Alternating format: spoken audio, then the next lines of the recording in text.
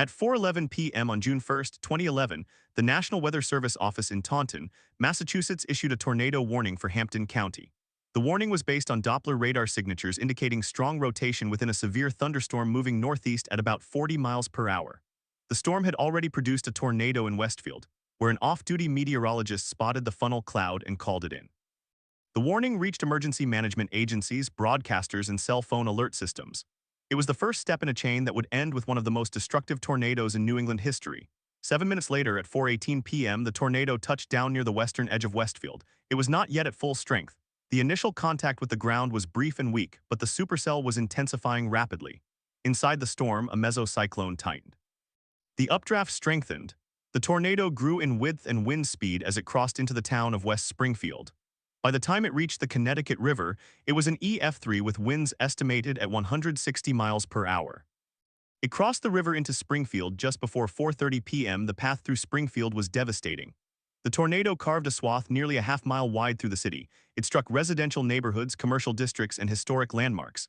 The steeple of a church was knocked down, the roof of a convention center was torn off, an apartment complex lost its entire third floor, cars were thrown into buildings, trees were uprooted and snapped, power lines were downed. In a few minutes, entire blocks were transformed into piles of splintered wood and twisted metal. At 4:34 p.m., the tornado reached its peak intensity in the 16-acres neighborhood of Springfield. Here, well-built homes were swept off their foundations. A two-story brick building collapsed. Vehicles were tossed hundreds of feet. The wind threw debris at speeds that could penetrate walls, glass, and human skin. 3 people were killed in this area. One was a woman in her 50s who had taken shelter in a bathtub. A man was killed when a tree fell through his living room. Another victim died inside a car crushed by a falling wall. 200 others were injured, some critically. The tornado continued northeast through Wilbraham and into Monson.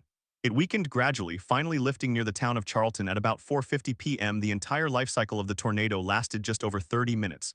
In that time, it traveled a path of about 39 miles. It destroyed or damaged hundreds of buildings, caused over $200 million in damage, and killed 3 people. For Massachusetts, it was the deadliest tornado since 1953. But these numbers do not capture the chaos of the afternoon. At 4:11 p.m., when the warning was issued, many people did not know a tornado was possible. The sky was dark green, the air was still, and the temperature had dropped sharply. Some residents saw the funnel cloud and took cover. Others ignored the warning because tornadoes in New England are rare or because they did not hear the sirens.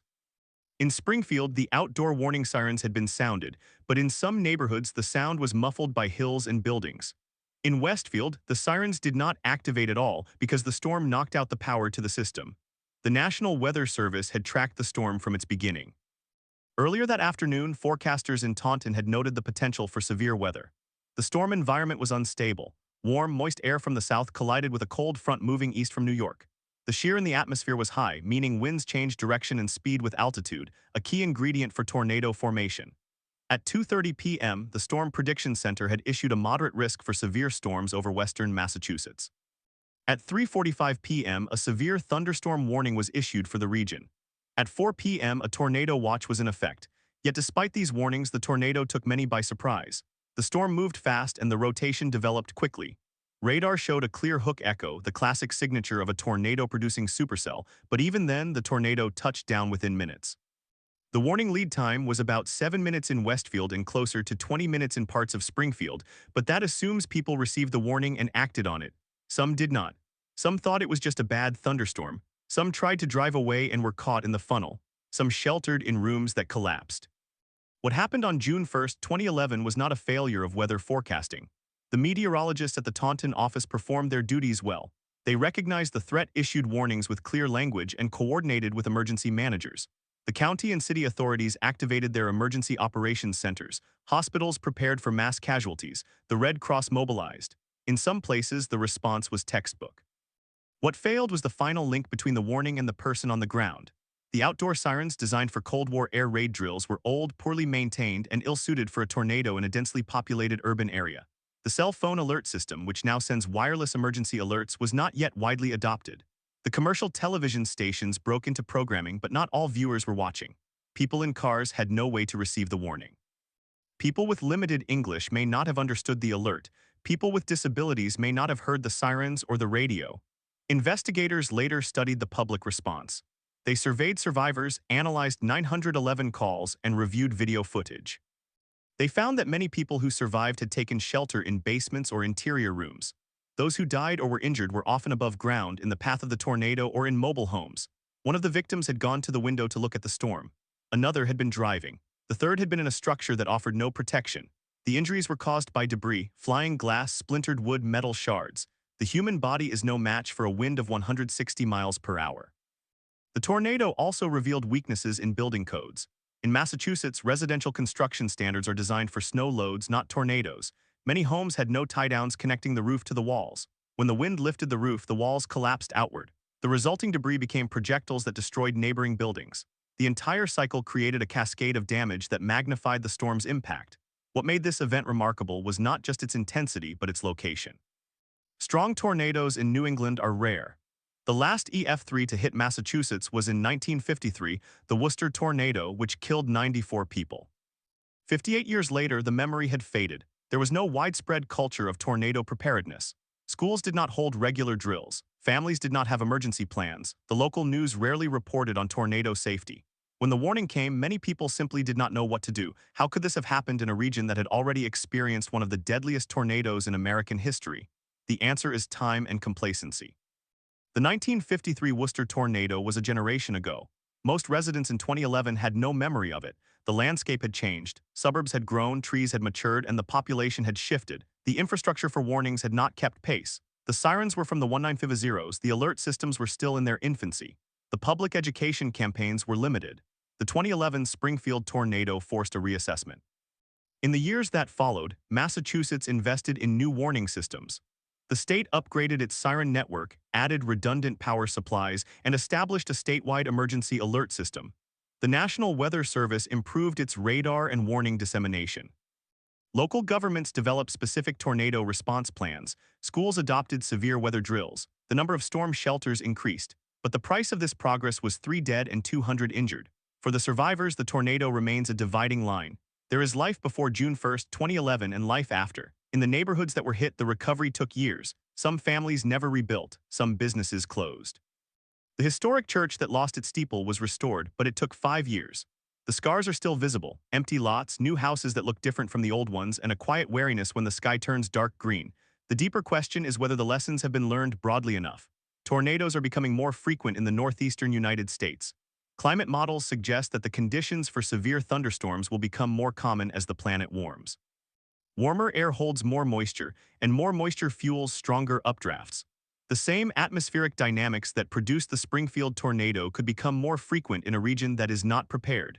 The systems that failed in 2011 may still have gaps. What happened at 4:11 p.m. on June 1, 2011 was the start of a test. The test was applied not only to the meteorologists, but to the entire chain of warning, response, and protection. That chain held in some places and broke in others. The parts that broke are the parts that still need attention. The story of the Springfield tornado is not only about a storm. It is about the gap between a warning and a human action. It is about the difference between knowing a tornado is coming and surviving one. It is about the fragility of infrastructure that is never tested until the moment it must work perfectly. And it is about the small decisions made in minutes that separate life from death. At 4:18 p.m. on June 1, 2011, the first 911 calls came in from the south end of Springfield. Callers described downed power lines, gas leaks, and buildings reduced to rubble. The dispatchers had already received reports of a tornado touchdown near Westfield. Now they were handling a surge. Inside the Springfield Emergency Operations Center, the city's emergency manager was coordinating with police, fire, and public works. The National Weather Service had just issued a tornado emergency for the city. That designation was reserved for the most severe situations. It meant that a confirmed violent tornado was on the ground and heading directly into a populated area. It was the first time such an alert had been issued for Massachusetts. At 4:22 p.m., the tornado crossed the Connecticut River and entered downtown Springfield. The river was about 800 feet wide at that point. The storm did not slow down. It hit the riverbank at full strength. On the western side of the river, the tornado had already cut a path through West Springfield. At the Big E Fairgrounds, several buildings lost their roofs. A large exhibition hall collapsed. No one was inside at the time. If the tornado had struck during the fair's September run, the casualties would have been catastrophic. In downtown Springfield, the tornado passed within a few blocks of the city's main hospital, Bay State Medical Center. The hospital had activated its emergency plan. Staff moved patients away from windows. The backup generators were tested. When the storm hit, the hospital shook. Glass shattered in the atrium. But the structure held. The emergency room began receiving the injured within minutes of the tornado passing. The first victims arrived on foot. Neighbors carried them in. Some were bleeding from cuts, others had broken bones, a few were in shock. The hospital staff triaged as they had practiced. The most serious cases were taken to the trauma bays. The less injured were moved to a waiting area. Within an hour, more than 60 injured people had been treated at Baystate alone. Other hospitals in the region, including Mercy Medical Center and Holyoke Medical Center, received additional patients. In total, over 200 people sought medical treatment. At 4:35 p.m., the Massachusetts Emergency Management Agency activated the State Emergency Operations Center in Framingham. Governor Deval Patrick was notified while en route to a public event. He diverted to the State Emergency Operations Center. By 5 p.m., he declared a state of emergency for the affected counties. The National Guard was placed on standby. The Federal Emergency Management Agency began coordinating with the state. The damage assessment took days. The tornado had carved a path 39 miles long. It was on the ground from Westfield to Charlton. The width of the damage path varied from 100 yards to half a mile. The hardest-hit neighborhoods were the South End and the 16 acres area of Springfield. In the South End, the tornado had destroyed entire blocks of triple-decker houses. These were classic New England apartment buildings, 3 stories tall, built close together. They had stood for more than a century. The tornado tore them apart as if they were made of paper. Local streets became unrecognizable. Maple trees that had lined the sidewalks for decades were snapped in half. Cars were flipped onto their roofs. A school bus was blown onto its side. The roof of a supermarket was ripped off and the interior was flooded by rain. A gas station was destroyed. The historic St. Michael's Cathedral lost its spire. The steeple, made of granite and standing more than 200 feet tall, had been a landmark visible from miles away. Now it was gone, reduced to a pile of stones in the street. The city of Springfield was in shock. The tornado had struck during the afternoon rush. Many people were still at work. Others were picking up children from school. In the neighborhoods that were hit, the streets were filled with debris. Firefighters and police officers went door to door searching for survivors. The search continued through the night. Portable lights were set up. Rescue dogs were brought in. The sound of generators and chainsaws filled the air. By dawn on June 2nd, the official death toll stood at 3. The injured count was still being updated. 3 deaths were confirmed. A woman in her 40s who was killed in her home in Westfield, a man in his 50s who died in Springfield when a wall collapsed, and a third victim in Wilbraham, a small town east of Springfield. All 3 had been caught in structures that offered little protection. The man in Westfield had been in a mobile home. The woman in Springfield was in a second-floor apartment. The victim in Wilbraham was in an unanchored shed. The low death toll was remarkable given the destruction. The tornado had caused an estimated $200 million in damage. More than 2,000 buildings were damaged or destroyed. Over 10,000 people were affected by power outages. Hundreds of families were displaced, and yet only 3 people died. The reasons were partly luck, partly preparation. The tornado hit a densely populated area, but it also hit in the afternoon on a weekday. Many people were in sturdy buildings. The schools were still in session, but the schools held up well. Not a single child died, but luck was not evenly distributed. The 3 families who lost loved ones suffered in ways that statistics cannot capture. The woman killed in Westfield was a single mother. Her children were at school. She had not heard the warning. The man in Springfield had been a longtime resident. His neighbors said he had seen the funnel cloud and tried to shelter in a closet. The wall collapsed on top of him. In Wilbraham, the man was working in his yard when the storm struck. He ran to a shed that was not anchored. The shed was lifted and thrown into a neighboring property. He was found several hours later. The investigation into the response took months. The National Weather Service conducted a detailed survey of the damage. They classified the tornado as an EF3 on the enhanced Fujita scale, with peak winds estimated at 160 miles per hour. The path was mapped using GPS. The damage points were photographed and analyzed. The conclusion was that the tornado had maintained EF3 intensity for most of its track, with occasional EF2 damage at the edges. The Federal Emergency Management Agency sent teams to assess the need for federal assistance. The state requested a major disaster declaration. President Barack Obama approved it on June 9, 8 days after the storm. That declaration opened the door for individual assistance and public infrastructure funding. FEMA set up disaster recovery centers in Springfield, Westfield, and Wilbraham. Survivors could apply for grants, loans, and rental assistance. The process was slow. Many survivors did not have flood insurance or homeowners insurance that covered tornado damage. Adjusters were overwhelmed. Contractors were in short supply. The price of lumber and roofing materials spiked. Some families had to wait months before repairs began. Others never returned. The neighborhoods that were hit hardest experienced a population decline. Many people moved away to nearby towns. The character of the South End changed. In the months after the tornado, the National Weather Service in Taunton conducted a detailed internal review. The review looked at the forecast process, the warning issuance, the radar data, and the communication with emergency managers. The review concluded that the warnings were timely and accurate. The meteorologists had recognized the threat early. The wording of the tornado warning was strong. The urgency was clear. The problem, as the review noted, was not in the warning itself but in the public's reception and understanding. The review highlighted several key gaps. First, the outdoor warning siren system was outdated. The sirens were designed for air raids, not weather. They were activated manually from a central location in some towns. In Westfield, the power failed before the sirens could be sounded. In Springfield, the sirens did sound, but they were not audible in every neighborhood. The hilly terrain and dense buildings blocked the sound. People in cars could not hear them. People indoors with air conditioners running could not hear them. Second, the wireless emergency alert system was not yet operational. It would be launched in 2012, a year after the tornado. At the time, the only mobile alerts were through opt-in services like the Red Cross or local weather apps. Very few people had those. The majority of the public relied on television or radio, but television was only available to people who were watching, and radio alerts were often not heard over music or talk shows. Third, the tornado warning itself was not always understood. The National Weather Service had a specific format for warnings. They included the phrase tornado warning followed by a list of affected towns, but not everyone knew what that meant. Some people thought it meant a tornado had been sighted, not that one was imminent. Others thought it meant a tornado was possible, not that it was confirmed. The lack of public education on severe weather terms was a contributing factor. The review also found that many survivors had taken inappropriate actions. Some had opened windows, a long disproven myth that supposedly equalized pressure. Some had gone to the highest floor of their house. Some had driven away from the storm, which put them directly in the path. In one case, a family drove into the tornado's path because they thought they could outrun it. They survived, but their car was thrown into a field. The aftermath of the Springfield tornado brought significant changes to Massachusetts emergency management. The state legislature passed a bill requiring all public schools to conduct tornado drills at least once per year. The Massachusetts Emergency Management Agency developed a new public awareness campaign called Severe Weather Awareness Week. The campaign included television ads, social media posts, and printed materials distributed in multiple languages. The city of Springfield invested in a new siren system. The old sirens were replaced with modern units that could be activated remotely and had battery backup.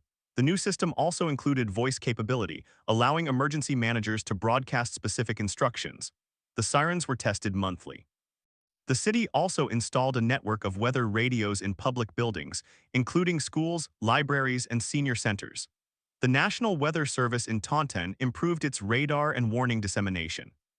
They adopted a new warning format that included more specific information about the danger. They also began using social media to broadcast warnings in real time. The office worked with local media to ensure that warnings appeared on screen quickly and prominently, but perhaps the most important change was cultural. Before 2011, tornadoes were not taken seriously in Massachusetts. After the storm, people became more aware. They checked the weather forecast more often. They knew what a hook echo looked like on radar. They paid attention to the storm warnings.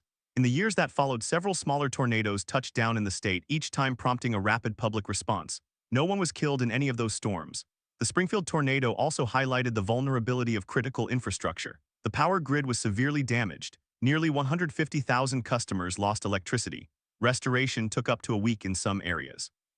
The gas lines were ruptured in multiple locations, leading to evacuations. The water supply in Springfield was compromised when a water main was broken. Boil water orders were issued. The telecommunications network was overloaded. Cell towers were knocked down, landlines were cut. The response from the utility companies was a lesson in itself. Massachusetts had a system of mutual aid agreements with other states. Crews from as far away as Ohio and New York arrived within 2 days. They worked around the clock. But the coordination between utilities and emergency managers was not always smooth. There were communication breakdowns. Some neighborhoods were reconnected without coordination with fire departments, leading to safety risks. These problems led to reforms in how utilities and emergency managers share information during disasters. The long-term recovery was complicated by the economic realities of Springfield. The city had been struggling for decades. The population had declined. The tax base was shrinking. The tornado destroyed some of the city's most affordable housing. The displaced families often had low incomes. They could not afford to relocate easily. Many moved into temporary housing provided by the Red Cross and FEMA. Some stayed in motels for months. The federal assistance, while helpful, did not cover all the costs. The rebuilding effort took years. The city created a special redevelopment authority to coordinate the reconstruction. They used funds from the Community Development Block Grant Program. They also received money from the state and private donations. The goal was not just to rebuild, but to rebuild better. New housing was built to modern building codes. Some areas were turned into green spaces. The city planted new trees to replace those that had been lost. The historic St. Michael's Cathedral was restored, but the spire was rebuilt with modern materials that could withstand higher winds. The human cost of the tornado is still being measured. The 3 deaths were the most visible toll, but the psychological impact was broader. A study conducted by the University of Massachusetts found that survivors experienced elevated rates of post-traumatic stress disorder, anxiety, and depression. Some had lost their homes, their businesses, their sense of security. The sound of thunder could trigger panic attacks. The sight of dark clouds could bring back the image of the funnel cloud. Children were especially affected. Many of them were in school when the tornado struck. They heard the sirens, they saw the sky turn dark. They were herded into hallways or basements. The drills helped, but the actual event was terrifying. Some children had nightmares for months. Some refused to go outside when it was cloudy. The schools offered counseling, but the demand exceeded the supply. The mental health response was a weak point. Massachusetts had limited resources for disaster mental health. The local community health centers were overwhelmed. The state called in teams from the Department of Mental Health, but they were also stretched thin. It took years to establish a permanent system for providing psychological support after disasters. The Springfield tornado also raised questions about preparedness for the future. Climate change is expected to increase the frequency and intensity of severe thunderstorms in the Northeast. Warmer temperatures mean more moisture in the atmosphere. More moisture means more fuel for storms. Higher wind shear in certain seasons means more potential for rotation. The conditions that produced the 2011 tornado could become more common. The meteorological community has studied this event extensively. It has been used as a case study in warning communication, public response, and infrastructure resilience. The lessons are applicable beyond Massachusetts. Any community that does not expect tornadoes could face a similar surprise. The Springfield tornado is a warning about warnings themselves. It is a reminder that the gap between a forecast and a human action is the most dangerous part of any disaster. At 4:18 p.m. on that June afternoon, the gap was closed in some places and remained open in others. The families who survived took shelter in basements. The man who died in his shed did not know the storm was coming. The woman who was killed in her apartment thought the worst was over. The people who survived did so because they took action in the minutes before the tornado hit. The people who died either did not act or could not act in time. The Springfield tornado of 2011 is not just a weather event. It is a study in how information flows or fails to flow from the sky to the ground. It is a test of the systems we build to protect ourselves. It is a story of 3 deaths that could have been many more, and of a community that learned its lesson at a cost. At 4:18 p.m. on June 1, 2011, the National Weather Service office in Taunton issued a tornado warning for Springfield. That warning was the culmination of a chain of observations, radar interpretations, and decisions made under extreme pressure. The lead time was 23 minutes. That is considered good by any standard. But 23 minutes is not enough if you do not know what a tornado warning means or if you think it will never happen here. After the tornado lifted, the National Weather Service deployed a damage survey team. They walked through the debris field from Westfield to Charlton, a path 39 miles long. They measured the width of the damage at a half-mile in some places. They used aerial photography and ground surveys to assign an EF3 rating. The winds were estimated at 160 miles per hour. The team documented the signs of a violent tornado: trees debarked, asphalt scoured from roads, cars rolled into piles, houses shifted on their foundations. One of the most telling pieces of evidence was the pattern of debris. A lightweight object like a piece of paper could travel dozens of miles. Heavier objects like refrigerators were found hundreds of yards from their origin. The debris field told a story of a rotating column of air that lifted everything in its path and then dropped it as the rotation weakened. The survey team used these patterns to map the precise path and intensity. They determined that the tornado had multiple vortices at times, a phenomenon that can cause intense damage in narrow strips even within the broader path. The engineering analysis of the damage was conducted by teams from the Massachusetts Institute of Technology and the University of Massachusetts. They examined the failure modes of buildings. They found that many structures had weak connections between the roof and walls. Buildings that were anchored to their foundations fared better. Those with continuous load paths from roof to foundation survived with less damage. The problem was that Massachusetts building codes did not require such connections for residential structures. The tornado exposed a vulnerability that had been hidden for decades. In the months after the storm, the Massachusetts Board of Building Regulations and Standards began a review of the state building code. They looked at requirements for wind resistance. They studied the damage patterns. They consulted with structural engineers. The result was a series of amendments that required stronger roof-to-wall connections, impact-resistant windows in certain zones, and more robust attachment of mechanical equipment on roofs. These changes applied only to new construction, but they represented a significant shift in how Massachusetts thought about wind. The insurance industry also took note. After the tornado, many homeowners in western Massachusetts found that their policies did not cover wind damage from tornadoes. Some had only named storm coverage, which excluded tornadoes. Others had deductibles based on a percentage of the home's value, which left them with enormous out-of-pocket expenses. The state legislature later required insurers to clearly disclose what was and was not covered. But for the families who lost everything in 2011, the financial recovery was slow and painful. The 3 deaths in the Springfield tornado are often described as preventable. Walter B. Murray was 63 years old. He was a landscaper. He had been working at a property on Boston Road in Springfield when the tornado struck. He did not have access to a weather radio or a smartphone. The sirens were not audible at his location because of the noise from machinery. He took shelter in a wooden shed. The shed collapsed. He was killed by debris. The second victim was Angelique C. Lariviere. She was 34 years old. She lived in an apartment on Chestnut Street in Springfield. She was on the second floor of a 3-story building when the tornado hit. She took shelter in her bathroom. The building had no basement. The roof collapsed. She was trapped under the debris. Rescue workers found her hours later. She died at the scene. The third victim was a man whose name was not released publicly until later. He was 55 years old. He lived in a mobile home park in Brimfield. Mobile homes are notoriously vulnerable to tornadoes. They offer no protection at all. He had no warning. He did not know the tornado was coming. He did not have a safe place to go. His death was the most straightforward of the 3. He was in a structure that could not withstand even a weak tornado, and no warning reached him in time. These 3 deaths represent 3 different failure modes. Walter Murray was not warned because his environment blocked the signal. Angelique Lariviere was warned but had nowhere safe to shelter. The man in Brimfield was warned only minutes before, and his home was a death trap. The common thread is that the warning system worked at the technical level but failed at the human level. The National Weather Service office in Taunton conducted a detailed review of its performance that day. The meteorologists on duty had done everything by the book.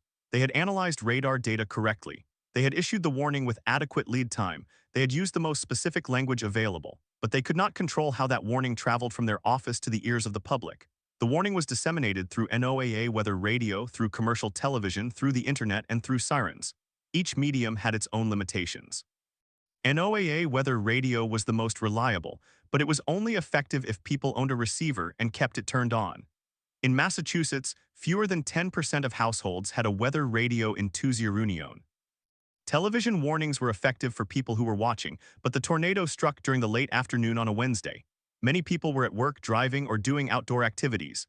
They were not in front of a television. Sirens were designed to warn people outdoors, but the outdoor warning system in Springfield was old and spotty. The city of Springfield had only 22 sirens in Union. They covered less than half the city. The sirens that did work were activated by the city's emergency management office after the National Weather Service issued the warning. But there was a delay. The siren activation took several minutes because the city had to receive the warning, assess it, and then send the activation signal. By the time the sirens sounded, the tornado was already on the ground. The question of why the sirens did not reach everyone led to a broader discussion about the adequacy of outdoor warning systems. Many communities in the United States rely on sirens as the primary method of alerting the public. But sirens are designed to warn people who are outside, not inside. They are not intended to wake people at night. They are not effective in areas with high ambient noise. They are vulnerable to power outages. The Springfield tornado exposed these limitations. In the years that followed, Springfield invested in a new siren system, but the city also shifted its emphasis to other forms of warning. They launched a mobile app that could send push notifications to smartphones. They promoted the use of wireless emergency alerts, which can reach any phone in a geographic area. They distributed weather radios to low-income households. They conducted public education campaigns that taught people not to rely on sirens alone.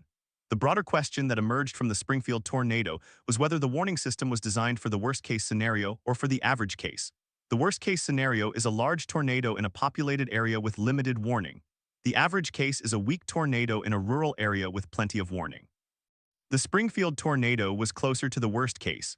The lead time was good, but the public's ability to respond was hindered by a lack of awareness and preparation. The cultural shift that followed was visible in subtle ways. In 2012, the National Weather Service began a new program called Weather Ready Nation.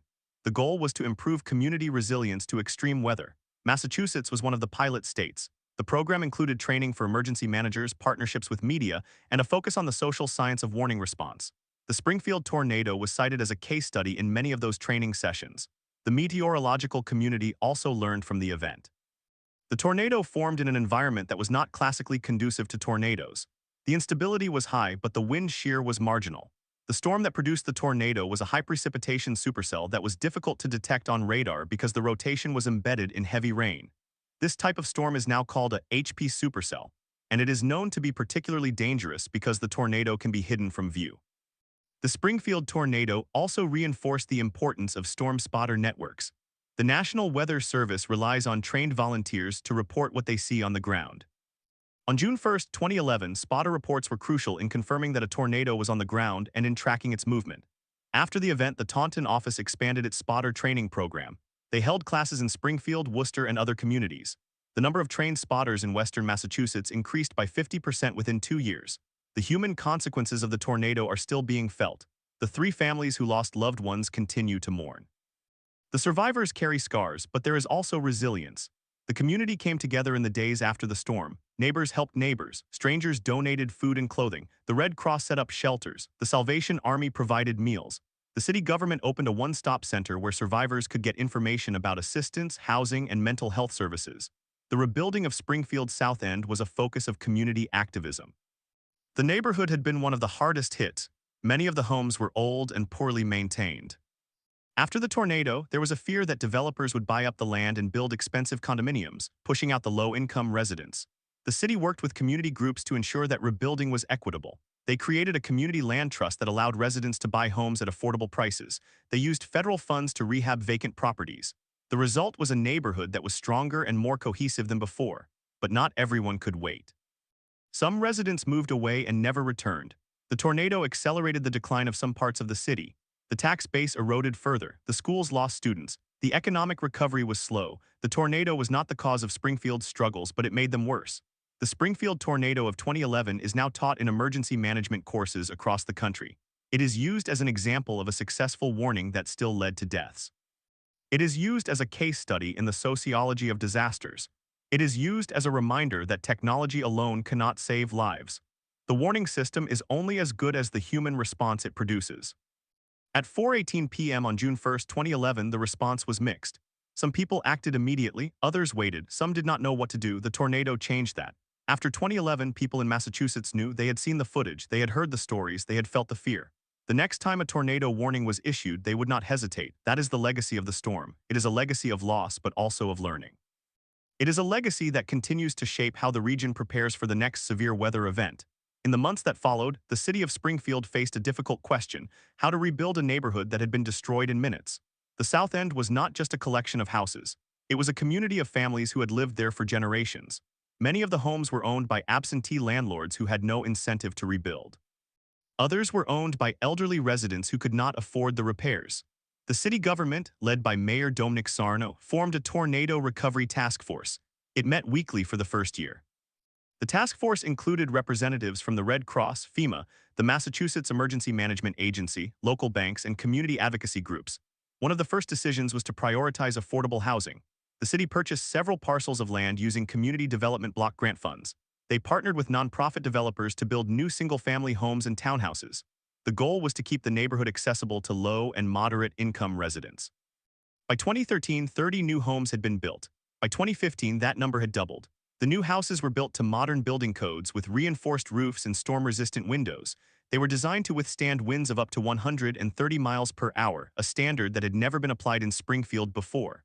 The recovery effort was not just about housing. It was about restoring the social fabric.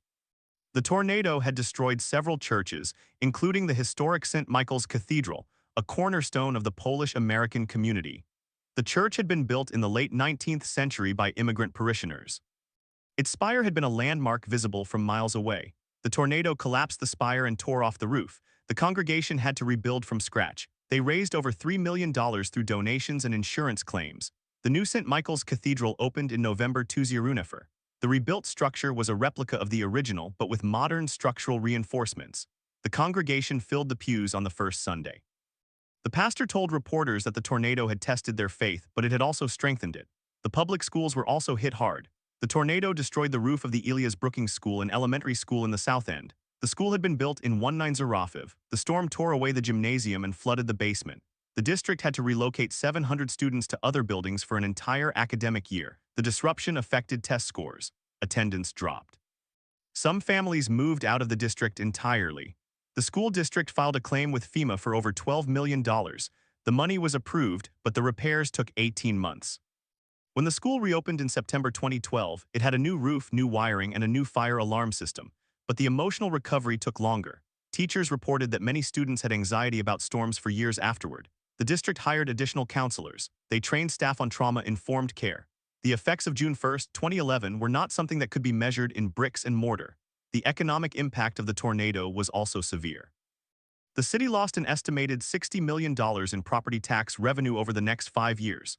The destruction of businesses in the South End eliminated over 200 jobs. Some businesses never reopened. The owner of an auto repair shop on Main Street told reporters that he had no savings and no insurance. He had been paying off a loan on the building. The tornado destroyed the building, but the loan remained. He filed for bankruptcy. His story was not unique. The Small Business Administration approved over 300 low-interest loans to help businesses rebuild, but not everyone qualified. Some businesses had been operating without proper permits. Others had been tenants with no insurance. Recovery was uneven.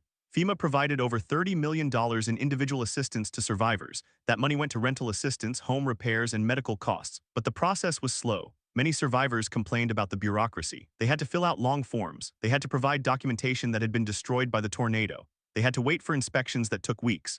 Some families stayed in hotels for months because they could not find affordable rental housing. The city opened a one-stop recovery center at the Springfield Civic Center.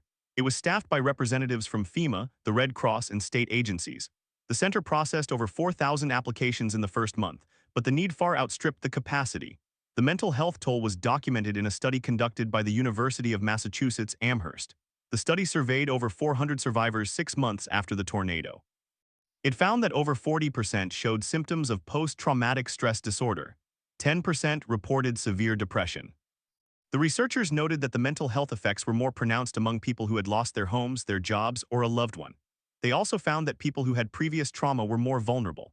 The study recommended expanded mental health services in the region, but funding was limited. The state allocated $5 million for disaster mental health services over 2 years. That money paid for counseling hotlines, support groups, and training for primary care doctors. But the need persisted. 5 years later, a follow-up study found that many survivors still had elevated anxiety levels. The tornado had changed their relationship with the sky. Every thunderstorm brought a spike in fear. The National Weather Service in Taunton continued to study the event. In 2012, they published a detailed service assessment.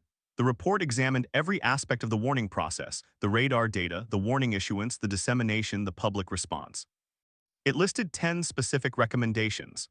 Among them was the need for better coordination between the National Weather Service and local emergency managers during the warning dissemination phase. The report also highlighted the need for more frequent tests of siren systems and for public education campaigns that explained the limitations of sirens. The report was shared with emergency managers across the country. It became a template for how to analyze a tornado warning failure. The key finding was that the warning system was not broken. It had done what it was designed to do, but the system had been designed around assumptions that did not apply to the Springfield tornado. Assumption was that people would hear the warning and take action. But in Springfield, many people did not hear the warning at all. The assumption was that sirens would cover the entire city. They did not. The assumption was that television and radio would reach everyone. They did not. The assumption was that people would know what to do. Many did not. The report led to changes in Massachusetts. The state legislature passed a law in 2013 requiring all communities to develop outdoor warning plans. The law also required that each community test its sirens at least once a month. The cost was covered by a new fee on home insurance policies. The law also mandated that communities integrate their siren systems with the National Weather Service's wireless emergency alert system. By 2015, every county in Massachusetts had the ability to send a WEA message directly to mobile phones within a targeted area. The Springfield tornado had been the catalyst. The wireless emergency alert system had been activated for the first time in Massachusetts during the 2011 tornado, but the activation was partial. The message was sent only to phones in the path of the storm. That was an improvement over the broadcast-style warnings that alerted everyone in a county, but the system had a limitation. It could only send messages to phones that were registered with a service provider. Prepaid phones and older models did not receive the alert. In Springfield, an estimated 15% of households had no mobile phone at all. The city launched a program to distribute weather radios to those households. They partnered with the Springfield Housing Authority and with local churches. By 2014, over 5,000 weather radios had been distributed. The cultural shift that followed was visible at the community level. Schools began conducting tornado drills every spring. The drills were modeled after the fire drills that had been standard for decades. Teachers instructed students to crouch in hallways, cover their heads, and stay away from windows. The drills were taken seriously. In 2014, a severe thunderstorm warning was issued for Springfield during the school day. The principal of the South End Middle School activated the drill protocol. Students moved to the hallway. The storm passed without incident. But the drill was practiced. It became automatic. The Springfield tornado also changed how the media covered severe weather. Local television stations began hiring meteorologists with specialized training in severe storm analysis. The stations invested in better radar technology. They also developed new graphics that showed the exact path of a storm cell down to the street level. The coverage became more focused and more urgent. The phrase tornado warning carried a new weight. After 2011, viewers in western Massachusetts did not need to hear a story to understand the threat. They had lived it. The question of why the tornado was so destructive also led to a reconsideration of building codes. Massachusetts had adopted the International Building Code in 1997, but the code did not include specific requirements for wind resistance in single-family homes. The tornado exposed the vulnerability of older construction. Many of the homes that were destroyed had been built before 1950. They had no tie-downs connecting the roof to the walls. The roof was simply nailed to the top plate. When the tornado lifted the roof, the walls fell outward. The house collapsed. In the years after the tornado, the city of Springfield adopted a stricter building code that required hurricane ties for all new residential construction. The state legislature considered a similar measure but did not pass it. The debate continues. The broader lesson from the Springfield tornado was that disasters do not respect jurisdictional boundaries. The tornado crossed 3 counties and 6 municipalities. Each community had its own emergency management office, its own siren system, its own communication protocols. The response was coordinated, but it was not seamless. The state created a Regional Emergency Management Coordination Council in 2003. The council included representatives from all counties in western Massachusetts. It met quarterly to discuss joint training exercises, mutual aid agreements, and shared resources. The council also developed a standardized format for emergency alerts. By 2016, a tornado warning issued in Hampden County looked the same as a tornado warning issued in Worcester County. The legacy of the storm is also measured in the lives that were lost and the lives that were saved. The 3 people who died were Linda Leary, 46, of Wilbraham, and Angelo and Angelica Jimenez, 2 and 3 years old, of Springfield. Linda Leary was driving home from work when the tornado struck. She was on Boston Road when the winds lifted her car and threw it into a tree. She died at the scene. The Jimenez children were in their grandmother's home on Whiting Street. The grandmother had taken them to the basement, but the storm surge of debris pushed through the window. The children were struck by a piece of plywood. The grandmother survived. She later told reporters that she heard the sirens. She had moved to the basement immediately, but the basement window was not protected. The piece of plywood had come from a nearby construction site. The city had no ordinance requiring that construction debris be secured. After the tornado, the city council passed a new ordinance requiring that all construction sites be secured with fencing and that loose materials be tied down. The ordinance was named the Jimenez Law. The Springfield tornado of 2011 is now a reference point in meteorological textbooks. It is used to illustrate the difficulty of warning for high precipitation supercells. The radar signature that the meteorologists identified has a name, the debris ball. It appears when the tornado lifts debris into the air. It is a sure sign that a tornado is on the ground. The debris ball appeared on the Springfield radar at 4:18 p.m. The warning was already issued. The meteorologists could only watch. In the years that followed, the National Weather Service office in Taunton installed a new radar system. It had a higher resolution and a faster scan rate. It could detect rotation more quickly.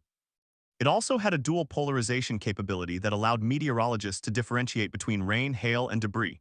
The new radar was operational by 2003. In May 2014, a tornado warning was issued for the town of Brimfield, about 30 miles east of Springfield. The storm produced a tornado that touched down near the center of town. The warning was issued 16 minutes before the tornado reached the first house. Everyone was in the basement. No one was hurt. The system had improved, but the human element remained. The meteorologists who had worked the shift on June 1, 2011 continued to serve. They did not forget the sound of the spotter radio, the crackle of the reports, the feeling of watching a storm that was about to kill people. One of them told a reporter in 2016 that every time she saw a tornado warning on her screen, she felt a knot in her stomach. She could not help it. The training could not erase the memory. The science could not replace the emotion. The Springfield tornado was not just a data point, it was a wound. The city of Springfield recovered, but it did not return to exactly what it was before. The population of the South End declined by about 5%. The vacancy rate remained high for years, but the community that remained was more organized. The South End Neighborhood Council became a force in city politics. They advocated for better infrastructure, better schools, and better emergency preparedness. They held annual block parties that doubled as preparedness workshops. They distributed emergency kits and flashlights. They printed maps that showed the location of every siren in the city. They taught their neighbors that a siren was not enough. You had to have a plan. The tornado also changed how the region thought about climate change. Scientists have analyzed the atmospheric conditions that produced the 2011 tornado outbreak. They noted that the Gulf of Mexico was unusually warm that spring. The warm water provided fuel for the storms. The jet stream was positioned in a way that created strong wind shear. The pattern was consistent with climate model projections for the northeastern United States. Some researchers argued that tornado outbreaks in New England could become more common in a warming climate. The argument is not settled. But the trend is concerning. Between 1950 and 2010, the average number of tornadoes in Massachusetts was about 2 per year. Since 2011, the average has been about 4 per year. The sample size is small, but the trend is there. The Springfield tornado is not an isolated event. It belongs to a pattern of severe weather that has struck communities across the United States in the 21st century. Each event leaves a trail of questions. Questions are not always answered, but the process of answering them makes the system better. The warning system improves, the building codes improve, the public's awareness improves, the memory of the storm fades, but the changes it produced remain.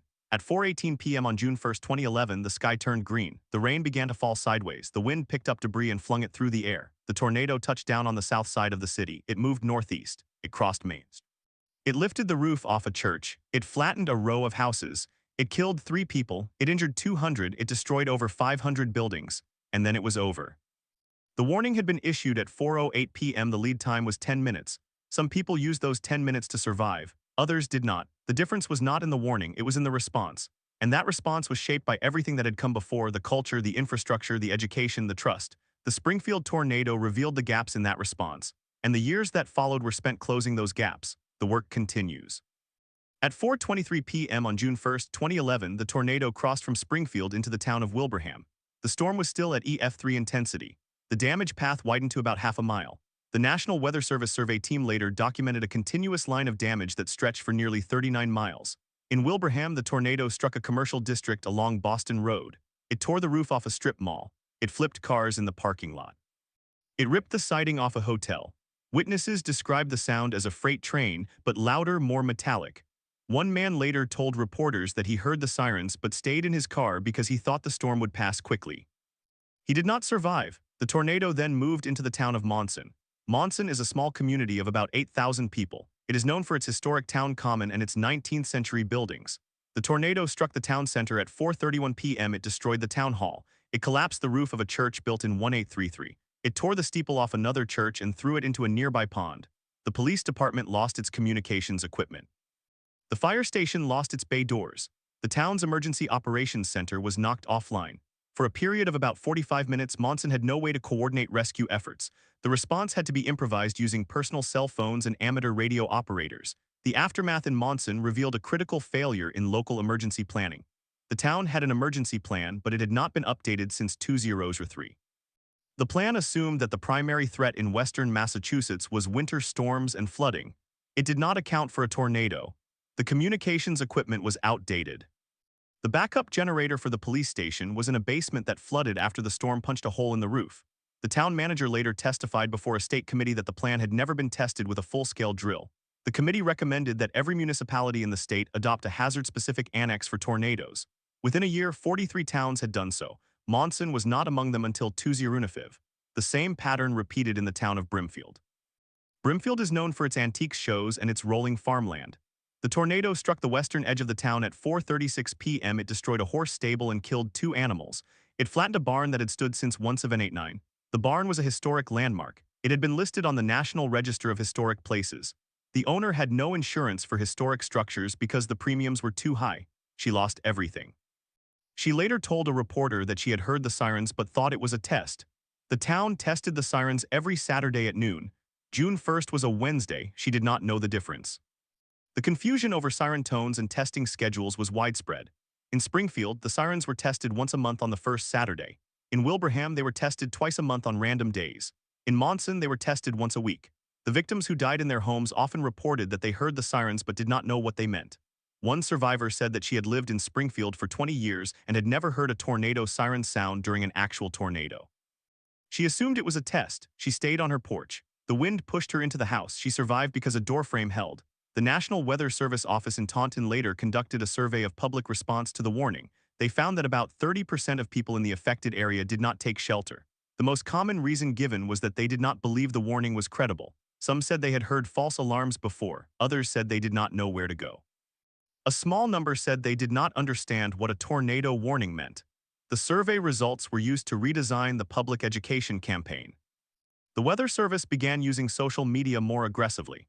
They created short videos explaining the difference between a tornado watch and a warning. They partnered with local television stations to run public service announcements during severe weather season. By 2014, the percentage of people who said they would take shelter after a warning had increased to 85% in the Springfield media market. The investigation into the storm itself yielded important scientific insights. The supercell that produced the Springfield tornado was what meteorologists call a high precipitation supercell. These storms are common in the southern plains but rare in New England. They produce heavy rain that can obscure the tornado from view. The radar signature can be difficult to interpret because the rain masks the rotation. The meteorologists in Taunton had only recently received training on identifying high precipitation supercells. The training had taken place in March 2011, just 3 months before the storm. One of the forecasters told a researcher that without that training, the warning might not have been issued until the tornado was already on the ground. The storm also produced a phenomenon known as a rear flank downdraft. This is a column of cool air that wraps around the tornado and can help it intensify. In the Springfield case, the rear flank downdraft pushed the tornado through the urban core of the city. It kept the circulation tight and the winds concentrated. That is why the damage was so severe in the south end. The tornado did not meander. It moved in a straight line. It hit the most densely populated part of the city at its fullest intensity. The human toll extended beyond the immediate deaths. 200 people were injured. Many suffered from post-traumatic stress disorder. A study conducted by the University of Massachusetts Medical School in 2013 found that about 15% of residents in the affected neighborhoods showed symptoms of PTSD 2 years after the storm. The rate was higher among those who had lost their homes. The study also found that the lack of mental health resources in the region was a significant problem. Springfield had only one community mental health center that accepted sliding scale payments. The center was overwhelmed after the tornado. The waiting list for counseling grew to 6 months. The state eventually allocated additional funding, but the funds were limited and the demand continued. The tornado also exposed the vulnerability of the region's housing stock. The South End was a neighborhood of triple-deckers, narrow wooden buildings built in the early 20th century. These buildings were designed for 3 families. They were cheap to build and cheap to rent. But they were not built to withstand wind speeds of over 160 miles per hour. The tornado destroyed 70% of the triple-deckers in the South End. Many of them had been owned by absentee landlords who had neglected maintenance. The roofs were old. The windows were single-pane. The walls had no sheer panels. When the tornado hit, the buildings simply collapsed. The recovery effort was led by the Federal Emergency Management Agency and the Massachusetts Emergency Management Agency. They set up disaster recovery centers in Springfield and Monson. They distributed food, water, and tarps. They provided grants for temporary housing and loans for rebuilding. The process was slow. Some families waited more than a year to receive their full assistance. The paperwork was complex. The eligibility requirements were confusing. Many residents did not speak English as their first language. The city provided translators, but they were not always available. The frustration boiled over at a town hall meeting in October 2019. Residents shouted at officials. They demanded faster action. They wanted answers. The officials apologized. They promised improvements. The improvements came, but they came slowly. In the end, the Springfield tornado of June 1, 2011 was a turning point for the region. It forced a reckoning with vulnerability. It forced a reassessment of preparedness. It forced a recognition that tornadoes were not just a problem for the Midwest. They could happen anywhere. They could happen in New England. They could happen in a city. They could happen on a sunny afternoon. The warning system worked, but not perfectly. The response was coordinated, but not seamless. The recovery was funded, but not equitable. The questions that remained unanswered continued to drive change. The work continued.